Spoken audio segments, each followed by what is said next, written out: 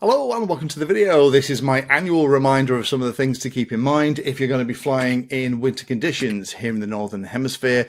Winter is very much upon us. That means shorter days, longer nights, lots more wind, lots more rain, potentially sleet and snow and things as well. And if you have been flying for a long time, this is more of just a reminder of the things we need to think about if you're flying in those colder conditions. But if you've come into the hobby over the summer months and you've had a fantastic time flying wings or quads or whatever it is, even remote control cars or boats, using them in the winter presents some additional challenges. So I'm just going to go through this at a reasonably high level. Now, flying in winter is something that I really love. If we do get a little bit of snow, you will usually find me getting excited, charging a battery and getting out into the fields to fly over that Narnia-esque landscape. You will see the local area in a completely different point of view, flying over it covered in snow or even a deep frost. Seeing the valleys full of things like mist is quite magical. So I would absolutely recommend don't put everything away for summer. If you get a chance, fly, but just keep the following stuff in mind. First thing to talk about are the temperatures. Obviously the temperatures, if it's wintertime, are going to be colder. Pretty obvious. However, they will affect not only you as a pilot, but also the models that you use as well. The kind of plastics and things that we have on multi-rotors, the foams that wings and planes are made of, are less elastic when they are colder and they become a lot more brittle. So that means that a crash that your model might have been shrugging off all of summer will actually snap or break something in wintertime. So be more thorough with your post-crash checks, but also with your pre-flight checks, making sure that everything is okay. Things like cameras and lenses, particularly if they are cold, will fog up. Cold plastic lenses or even glass lenses will attract any moisture that's in the air, and there's usually a lot more moisture around the flying field. If you're lucky enough to have a flying field or the area that you're in, you'll probably find that you're having to swap to your Wellingtons or your walking boots from your trainers or sneakers because everything is so wet. And that will condense out onto the lenses of the model. Even if it's flying around, I've had it where the lenses on the FPV camera have started out great. As I've flown around in slightly misty conditions, the mist has condensed out on the camera. But it can be even worse with things like FPV goggles, where as soon as you pull them down onto your eyes, they start to fog up. Now, there are anti-fogging things that you can do that will help with that. But in my experience, the best thing is I take a coat. I have a coat with my logo on it that's a couple of sizes too big, and everything gets stuck inside the coat until I use it, particularly the goggles, because that then means that when I put them on my face, the lenses are warm and they don't fog up. Hands will become less nimble, particularly if you're getting older. The blood flow is going to be affected. Some people use those kind of boxes that, you know, the big bags that you can put things in. I don't particularly like those myself, but lots of pilots do love them. So be prepared to keep your hands nice and warm in between flights. I have a couple of friends who really like those hand warmer packs, you know, the ones that are like a liquid. You snap a little metal disc in the middle and they then generate heat. Those are really handy to keep in your pockets, and you can just stick your hands in your pockets in between flights when you're not flying. I also have a friend who sticks one of them in his battery box as well, because as we're going to talk about in a moment, batteries really don't like the cold. So now I've mentioned batteries, let's talk about batteries. Batteries rely on releasing the energy that's stored in them, stored chemically as electricity, and that requires a chemical reaction. Chemical reactions, how efficient they are, is a function of heat. The warmer the battery is, the better they work. So having a cold battery is not a great idea. So again, as I mentioned, one of my friends actually puts one of those little heated things in the end of his bag, and that keeps the batteries from getting cold. The way I tend to do it is that I tend to have things like my goggles and batteries and cameras and things in the car with me as I travel to the field, so it's actually in with the heat of the car, and I will try and leave them in there as long as I can and only take them out when I need them. If you have to take it out to the field, just think about how you can keep your batteries a little bit warmer, because when they're warmer, they will work better. A tip that I was given a couple of years ago was actually from a friend of mine, Jack, and it's to use these hand warmers that you can get from places like Amazon. They're USB rechargeable and they are great for popping in the bag with your goggles, but also with your batteries too. They can just make sure that while you're at the field, nothing gets too cold. And that means that the batteries are going to be a little bit happier, but also the goggles are less likely to steam up when you put them on the face. In winter conditions, I would say estimate you're only going to get about 80% of the performance that you did in summer until the batteries are nice and warm. So if you get a 10-minute flight in summer, reset your timer or reset the telemetry stuff so that after 8 minutes you get your warning and you should be all right. Next thing to talk about then is moisture. There's a lot more wet stuff around in winter than there is in summer. Well, here in the UK, it's about the same. It just means that the rain's a little bit colder than it was in July and August. But joking aside, there is a lot more moisture around, and I would recommend personally, if you have models like this, try and store them in somewhere that is centrally heated or incredibly dry. Moisture will find the ferrous nuts and bolts on your model and start them to rust gently. I've had friends who have been flying and actually found that the moisture had got inside the camera, so it's actually condensing out on the back of the lens, which we couldn't do a lot about, and we just had to let everything warm up. And also moisture can condense out on any cold metal component, and that's not particularly great for this stuff. So I would recommend, if you have your goggles and stuff, I keep everything in here. Luckily I have a very dry spot I can store everything, but in terms of the electronics and stuff, I try and keep them in the house over winter. So maybe there's a space under the stairs that you can put everything in a box and stick it under there, but it will mean that when you get everything out in spring for stuff you're not flying, that you don't find that there are little spots of rust and potentially bits of moisture in places you didn't want. My other top tip, and this is something that's talked about in Hitchhiker's Guide to the Galaxy, is always keep a towel in the bag when you go to the field. I have that so that it can be used to wipe off stuff when it's landed, particularly wings and planes. If they belly land into the grass, they will be absolutely sopping wet. And to avoid putting them in the car when they're just dripping moisture, I tend to towel them off. It's also a great way to kind of get rid of that kind of muddy layer that you can sometimes get smeared on the bottom of your model as well. Using things like a takeoff mat can be very handy, particularly for quads. When these things take off, you tend to find that they kick up a lot of moisture as they go off, and that can really coat everything. There is the option to use things like conformal coating and some of the other coatings that I've looked at on the channel on things like electronics. Personally, I don't tend to use that stuff. I tend to just make sure that I'm not taking off from the grass and I have somewhere that I can land that's nice and dry as well, so it's not going to blow a lot of that moisture straight into my flight controller, receiver and ESC stack.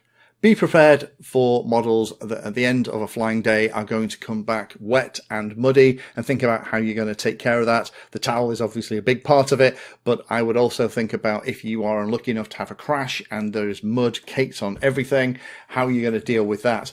Personally, I don't like, if it's something like a motor that, you know, the back is all exposed and the mud and stuff is potentially going to get into bearings, I don't tend to try and get it out at that point. I tend to put that model to the side, bring it home, let it dry out, and then use a soft brush. An old toothbrush is perfect for this, to kind of flick all the bits out. Try not to exercise the motors too much when you've got dry mud around.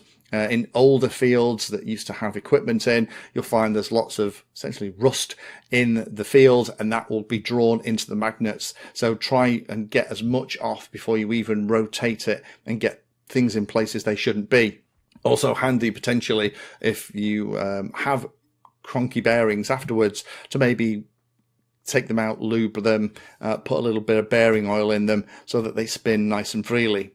And my last tip is, when you come back from the field, even if you're not storing all your models on a regular basis throughout winter in a centrally heated location, bring them into the house for at least a day. Put down some newspaper or something on the dining room table, put the models on there for 24 hours, just let the house dry everything out before you put them down. And then if there is a little bit of moisture stuck in maybe the top of hex bolts at the bottom where you couldn't quite get it out, that's all taken care of, and it's not just going to eat away or whatever it is while it's sat waiting for you to use it again. Last one can be something that catches pilots out a little bit more, because obviously with it being colder and wetter, pretty obvious, but actually we tend to have lower light conditions as well. The beautiful sunshine with direct sun onto the fields that we're flying over, if you're using FPV, means that the cameras work incredibly well. I found that some of the older cameras, it's less these days because most modern cameras have a really wide dynamic range and the ability to work in lower light. Just think about that. It may be that in the settings on your camera, you might want to increase the brightness a little bit, maybe increase the contrast slightly so that you can still see everything. I tend to run my walk snail stuff with a 0.3 plus 0.3 setting on it, and I might push that a little bit more if I'm flying around. Just be aware of that. Older cameras, the really old cheap stuff we used to use 7-8 years ago, some of them would be amazing in the middle of summer, but as soon as it was a cloudy, overcast day and it was a bit darker, they would just look like absolute trash. While we're talking about flying, if you're flying line of sight, then I would potentially think about adding some form of identification so it's easier to spot it. So adding some kind of strips of LEDs, the one from Beta FPVs I really like. I've got them on a couple of planes here, but also adding bright reflective tape can help too. I've had issues in the past where I'm flying light grey models against a light grey background and it almost blends in. It's like the Predator's effect where it just kind of camouflages and you have to kind of roll around until you get that flash from the tape to kind of reacquire exactly where it is. Just be aware of that and fly a model that suits the conditions. So if it's a really white sky, maybe, you know, it's threatening to snow, fly a black foam model or a black quad. If it's a very dark sky, but there's a little bit of direct sunlight, maybe it's threatening to maybe rain later on, I will tend to try and fly a white foam wing or something with more reflective tape on it, and that direct sunlight will illuminate it and make it very easy to spot. I would also thinking about adding a lost model alarm, beeper and lights to it too. I tend to add them pretty regularly to this stuff because when this stuff comes down in the area that you're flying in, the grass is usually an awful lot longer than it was. You know, they haven't been out cutting it. So these kind of things just tend to disappear, particularly if it lands somewhere and you didn't quite see where it came down. Having a beeper is going to get you very close. Having things like a pulsing light for the lost model alarm, or those LEDs like on that B25 we looked at recently, those meteor LEDs are fantastic. You put those on and in lower light conditions you're going to be able to see it from a couple of 100 meters away. Also, don't forget about the RSSI trick. I've done videos on that recently. That is one of those things, and I'll put a link down to that video now. If you haven't reminded yourself of how to find a lost model, go and watch that now before you need it this winter. But having things like a beeper on it, when you get really close using the lost model alarm stuff and the RSSI trick, once you're really close, you can just sound the buzzer and you'll find it. And lots of flight controllers these days, if it detects a crash, will kind of have the thing beeping away anyway. Last big tip is, I personally was, if you're going to be flying in winter, I would recommend that you add a GPS onto your model. Betaflight, ArduPilot and iNav all support GPSs. This for £20-30 is going to be worth its weight in gold. Almost literally, if you lose it. Having the GPS telemetry back to your radio, having the GPS information on the on-screen display for speed, height, distance, direction to home can save your bacon if you get in a situation where maybe the lens fogs up or you're flying in an unfamiliar area and it looks very different in winter.